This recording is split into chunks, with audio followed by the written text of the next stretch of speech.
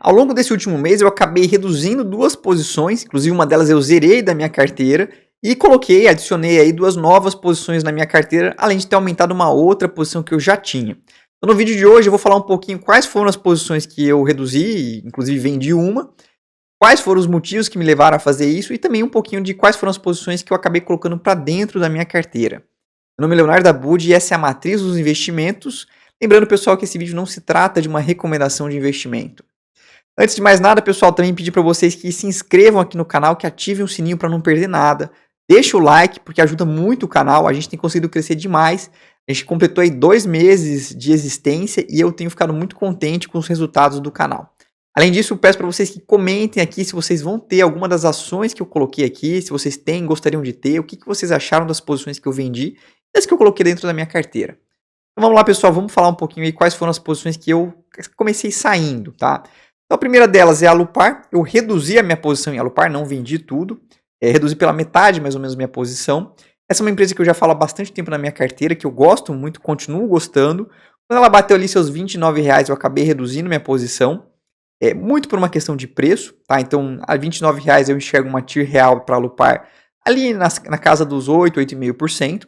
É uma TIR real interessante, então para aquela pessoa que está buscando construção de patrimônio, eu continuo achando a Alupar uma excelente empresa, não à toa eu continuo mantendo ela na minha carteira. Mas reduziu um pouco ali a sua TIR real, né, o seu desconto. Quando disso eu acabei reduzindo minha posição. Eu falei um pouco a respeito da minha posição de Alupar na live de ontem, em que eu fiz junto com o Carlos Castrucci, o gestor da Rua Asset. A gente falou um bocado sobre as nossas posições, ficou uma live muito legal, então eu recomendo para vocês que assistam a live de ontem.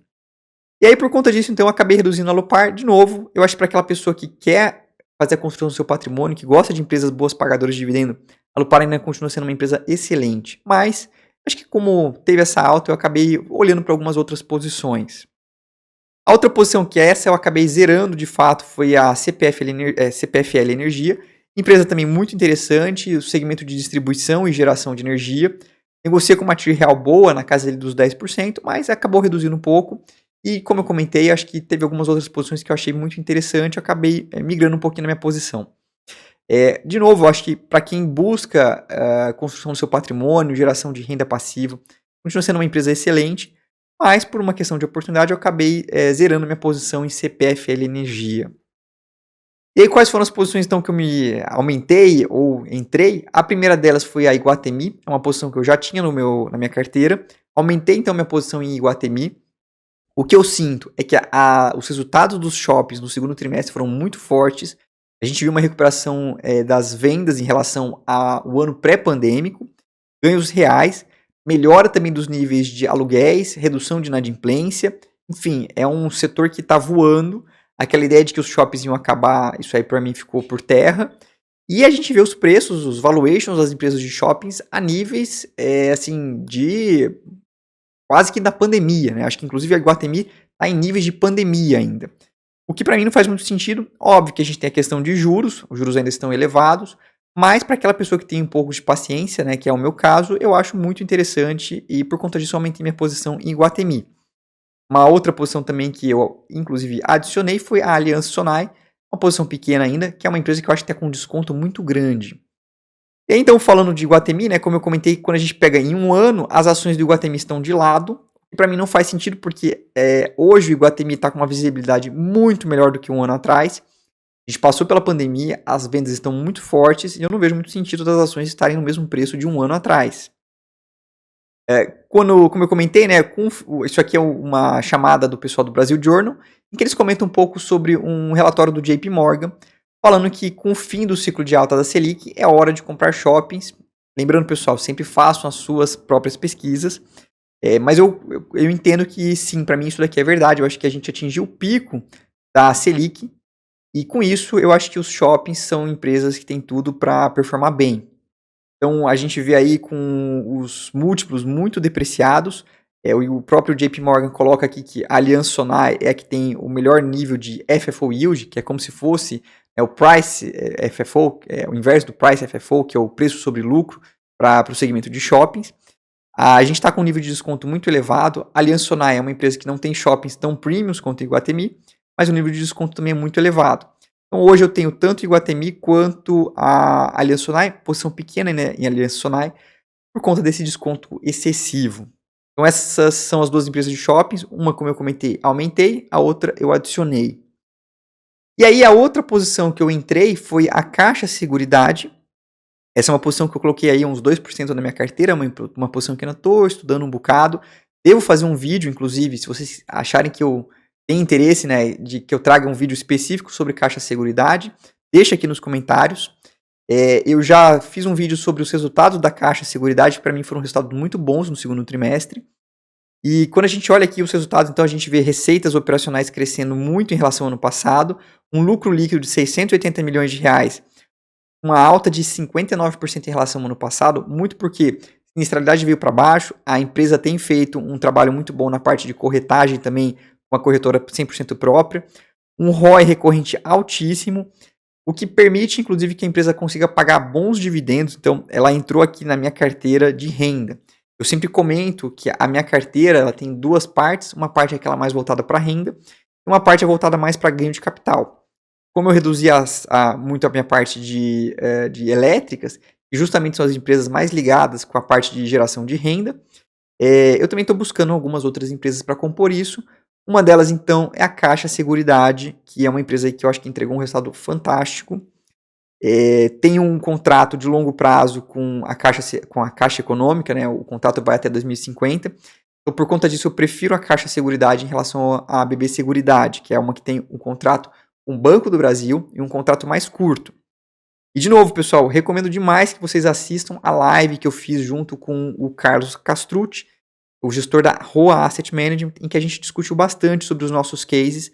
Eu falei brevemente, então, sobre aí algumas posições que eu reduzi. E como eu comentei sobre essas posições na minha live, eu falei, poxa, eu preciso fazer um vídeo explicando um pouco aí como é que foram as minhas movimentações. Como eu comentei também, a Caixa hoje ela entra para compor a minha parcela de renda. A Caixa Seguridade ela tem intenção de pagar dividendos trimestralmente. Então, para mim, é uma empresa que negocia com bons múltiplos e deve se tornar uma empresa que paga dividendos mais recorrentes. Hoje ela paga semestralmente, deve se tornar trimestralmente. Eu acho que aí é um gatilho adicional para quem gosta de empresas boas pagadoras de dividendos. E olhando para a parte de valuation, né, o que eu vejo é uma empresa negociando algo como 10 vezes lucro para 2022, um dividend yield para 2023 na casa aí dos 11%, fora o potencial crescimento que ela deve ter para os próximos anos. Então, assim, uma empresa que a gente vê o segmento de seguros que deve ter tudo para crescer acima de PIB nos próximos anos. A Caixa Seguridade, ela tem muita capilaridade ainda para ganhar dentro do balcão da Caixa Econômica. Então, eu acho que ela consegue crescer mais do que esses 2, 3% que eu imaginaria para o segmento de seguros nos próximos anos. Pagando, ainda por cima, pagando um dividend yield aí na casa dos 11%, mais o crescimento possível que ela tem. Então, por conta disso, é uma empresa que ainda estou estudando, mas tenho gostado do que eu tenho visto, do que eu tenho lido a respeito da Caixa Seguridade. Eu acho que, para mim, quando eu faço a comparação com a BB Seguridade, porque não tem muito como não fazer essa comparação, tá? A BB Seguridade é uma empresa que tem um contrato junto com o Banco do Brasil de até 2032. A Caixa Seguridade é uma empresa que tem um contrato junto com a Caixa Econômica até 2050. E isso aqui para mim é muito importante porque a gente viu o caso, por exemplo, da UIS. Então, para quem não sabe, a UIS era a antiga Par Corretora. Ela tinha um contrato junto com a Caixa que ia até 2021, se não me engano. Lá em 2017, a Caixa Econômica anunciou que ela não iria renovar o contrato junto com a UIS.